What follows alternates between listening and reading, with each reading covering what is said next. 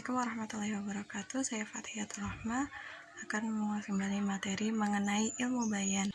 Dalam ilmu bayan, pembahasan pertama yaitu tentang fashohah.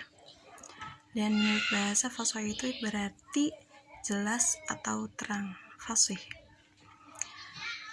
Dalam fashohah ini terbagi menjadi dua macam, yaitu fashohah kalimah dan fashohah kalam.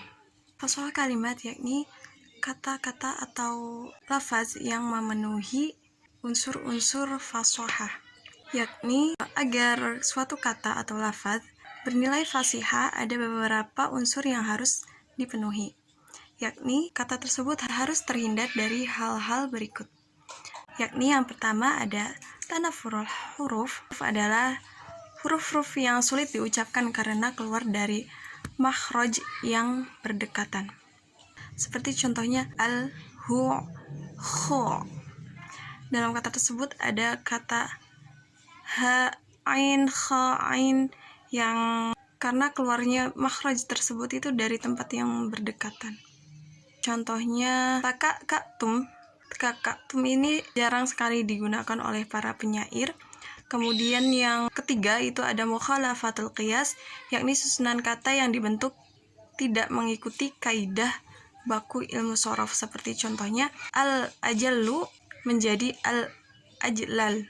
Kemudian yang keempat ada al-karaha fis sam'i, yakni kata yang tidak enak didengar, seperti karimul yursha. Selanjutnya fashohatul kalam, yakni kalimat yang baik, indah, mudah diucapkan dan difahami.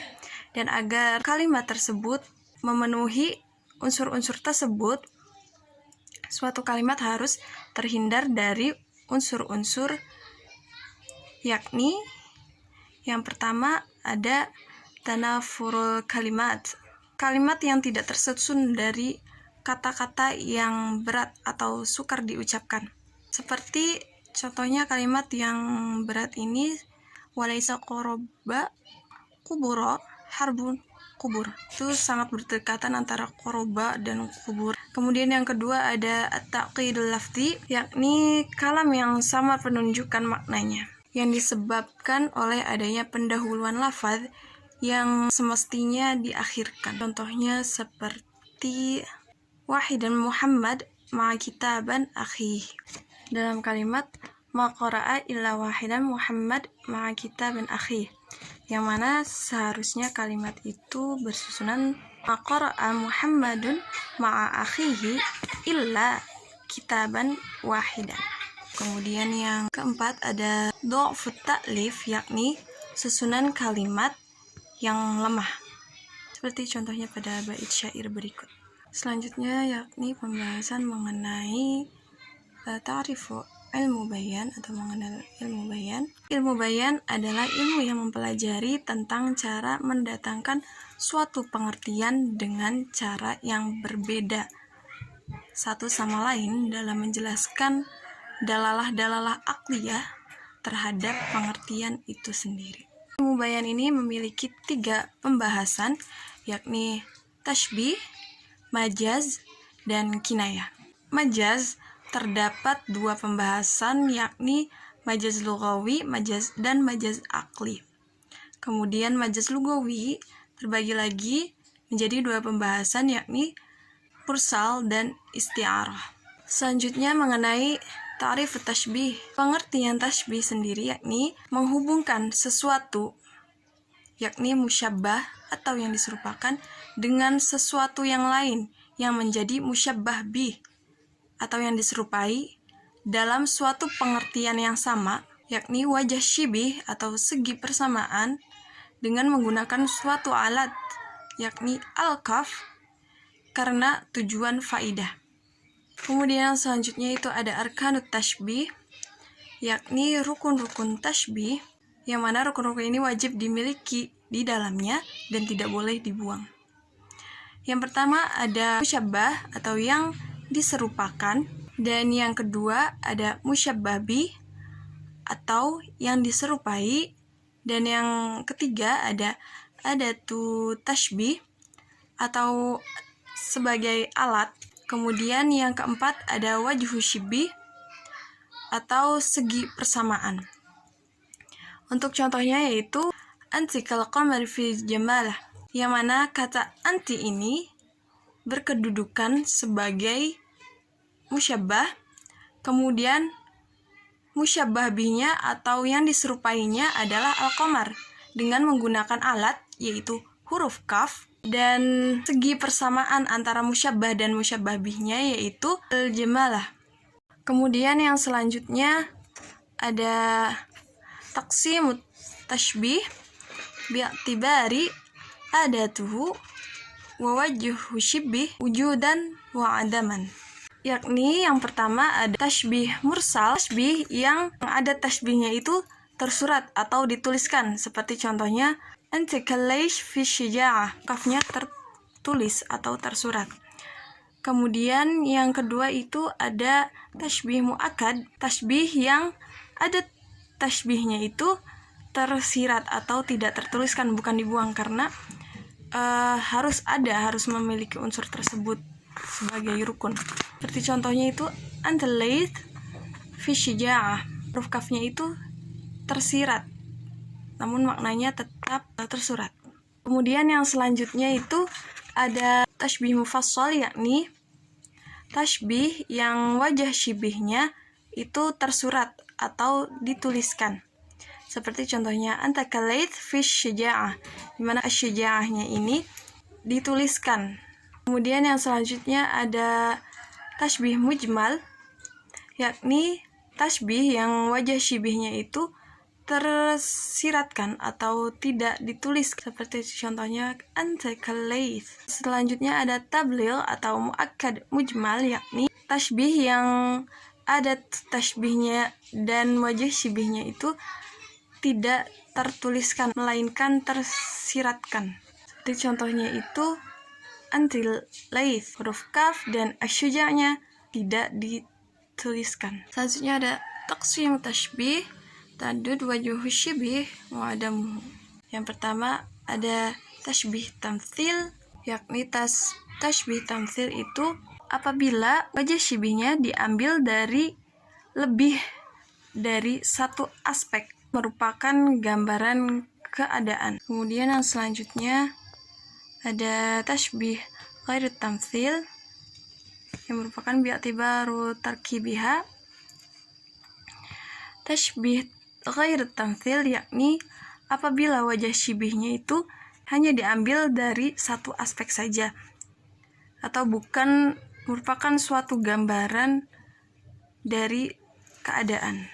Selanjutnya itu ada tashbih dimni, yakni tashbih yang musyabbah atau yang diserupakan dan musyabbah bi yang diserupai itu tidak disusun dalam bentuk tashbih yang biasa yang telah diketahui, tetapi musyabbah dan musyabbah binya ini tersirat dalam struktur kalimatnya. Selanjutnya itu ada tashbih maqlub, yakni tashbih yang menjadikan musyabbah sebagai musyabbah bihnya dengan anggapan bahwa wajah syibihnya itu sudah lebih kuat dan lebih jelas. Kemudian yang selanjutnya yaitu al-haqiqah wal majaz. Al-haqiqah yaitu lafdzul musta'malu fima wada'alah, yakni lafaz yang dipakai menurut makna yang seharusnya. Jadi memakai suatu lafaz yang maknanya itu sudah sesuai dengan seharusnya, seperti contohnya ra'aitu asadan fi hadiqatil hayawanat. Artinya saya melihat singa di kebun binatang, yang mana asadnya itu sudah sesuai, yakni maknanya singa. Selanjutnya al-majaz. Al-majaz yakni al-lafdzul musta'mal fi ghairi mawdi' ala li'alaqati ma'qarinati mana'tu bihi min iradatil ma'na al-haqiqi, yakni suatu lafaz yang dipakai tidak menuruti makna yang seharusnya, yakni menggunakan suatu lafaz untuk makna yang lainnya, tidak untuk makna yang sebenarnya. Seperti contohnya ra'aitu asadan yakhtubu 'ala mimbar, di mana asadan di sini tidak berarti singa, karena tidak ada singa yang berkhutbah di depan mimbar. Dan makna dari asadan ini berarti seseorang yang pemberani. Selanjutnya ada taqsimul majaz. Yang pertama ada majaz lughawi dan kedua ada majaz aqli. Majaz lughawi adalah suatu lafaz yang dipakai bukan pada makna yang seharusnya dikarenakan ada alaqah atau keterkaitan yang disertai oleh qarina atau indikator yang mencegah menggunakan makna yang seharusnya. Kemudian selanjutnya ada pembagian majaz lughawi. Yang pertama ada mursal dan isti'arah. Majaz mursal yakni kata yang dipakai bukan pada makna yang seharusnya karena ada suatu alaqah, yang mana alaqah ini bukan saling menyerupai, disertai dengan qarinah yang mencegah untuk menggunakan makna yang seharusnya. Seperti contohnya warka'u ma'ar-raqi'in, yang mana makna sebenarnya itu bukan ruku, yakni melainkan sholat. Dan kata ruku dan sholat itu tidak saling menyerupai karena ruku itu bagian dari sholat. Selanjutnya ada isti'arah, yakni kebalikannya dari mursal, yang mana alaqahnya itu saling menyerupai. Seperti contohnya ra'aitu qamaran tamshi haulal jami'ah, yang mana makna sebenarnya dari qamarun itu adalah seorang wanita yang cantik, seseorang yang cantik, yang mana kedua kata tersebut itu saling menyerupai dalam hal keindahannya. Kemudian selanjutnya ada taqsimul isti'arah bi'tibari tarfiha. Yang pertama ada at-tasrihiyah, yakni isti'arah yang dipertegas dengan lafaz musyabbah bi atau musta'ar min.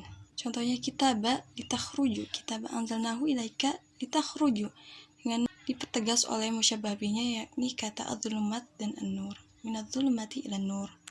Selanjutnya ada al-makniyah, yakni isti'arah yang dibuang musyabbah bihnya tetapi ditandai dengan sebagian dari sifat yang lazim. Jadi contohnya di sini itu ada kata ru'usan, ya, yang artinya kepala, yang makna seharusnya itu buah, yang di sini ditegaskan oleh kata aina'at, yakni yang dipetik, yang mana kata dipetik ini ditunjukkan untuk buah. Selanjutnya ada taqsimul isti'arah bi'tibaril lafzi al-musta'ar. Yang pertama ada asliyah, yakni lafadznya itu menggunakan lafadz dari isim jamid, seperti contohnya kata adz-dzulumati dan an-nur. Selanjutnya itu ada tabi'iyah, yakni lafadz yang yakni menggunakan lafadz dari isim mushtaq atau kata jadian atau fi'il atau huruf. Contohnya seperti walitukabbirullaha ala ma hadakum. Selanjutnya ada taqsimul isti'arah bi'tibari ma yattasilu biha minal malaimat wa adam ittasalaha. Yang pertama ada al-mursyahah, yakni isti'arah yang disertai lafadz yang sesuai dengan musyabbah bih atau musta'ar min. Seperti contohnya kata ishtara, seperti yang ada pada ayat ulaikal ladzina ishtarau dhalalata bil huda fama rabihat tijaratuhum. Yang kedua ada al-mujarradah, yakni isti'arah yang disertai oleh lafadz yang sesuai dengan musta'arlah atau musyabbah. Dan selanjutnya ada al-mutlaqah, yakni isti'arah yang tidak disertai lafadz yang sesuai dengan musyabbah bih atau musta'ar min dan musyabbah atau musta'arlah.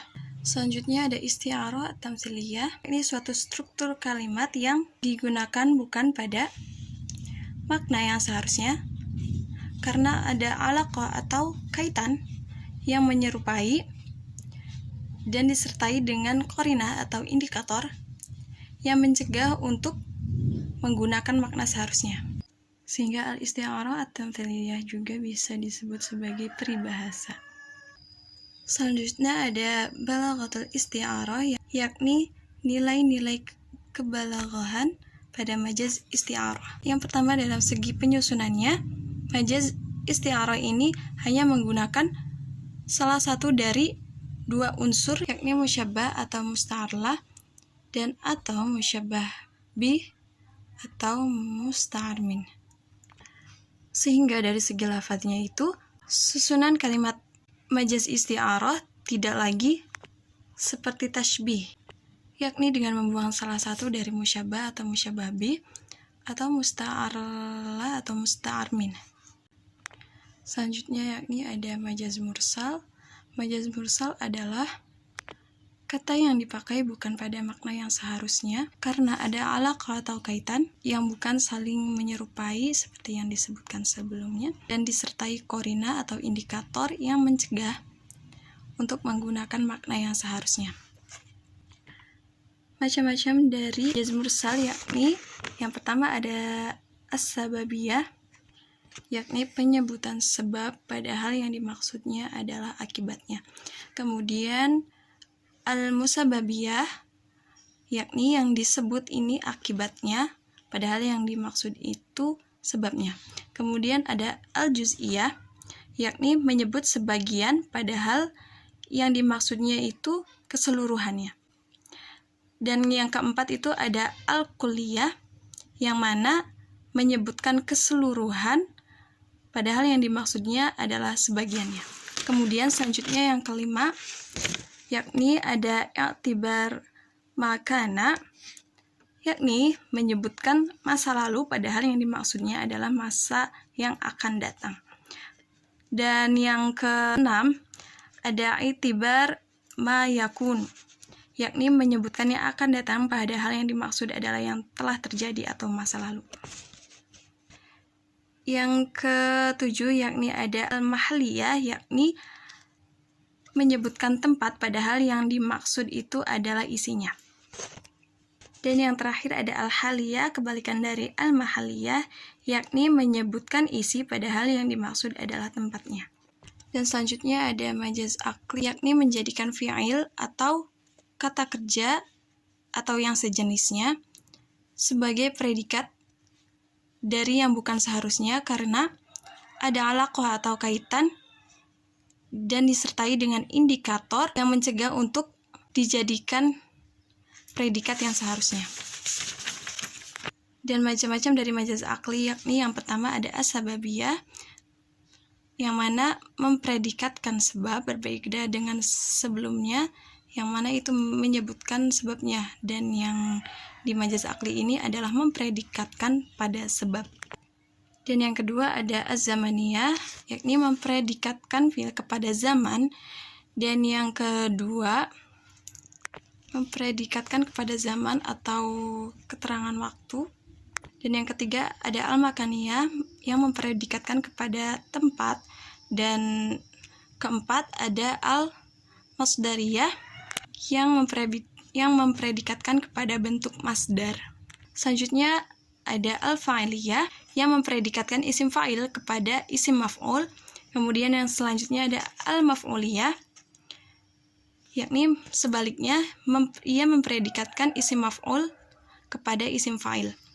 Selanjutnya ada al-mabni fa'il ilal maf'ul bih, yang mempredikatkan kata kerja aktif kepada objek. Yang terakhir ada al-mabni lil maf'ul ilal fa'il, yakni mempredikatkan kata kerja pasif pada pelaku. Dan pembahasan yang terakhir yakni mengenai al-kinayah atau sindiran. Macam-macam kinayah itu ada 3, yakni yang pertama kinayah atau sifat, yakni kinayah yang menjadi sifat kinahinya. Kemudian ada kinayah atau mausuf, yakni kinayah yang menjadi mausuf dari kinahinya. Kemudian yang terakhir ada kinayah atau nisbah, yakni kinayah yang menisbahkan sifat dengan mausuf. Sekian, kurang lebihnya mohon maaf. Wassalamualaikum warahmatullahi wabarakatuh.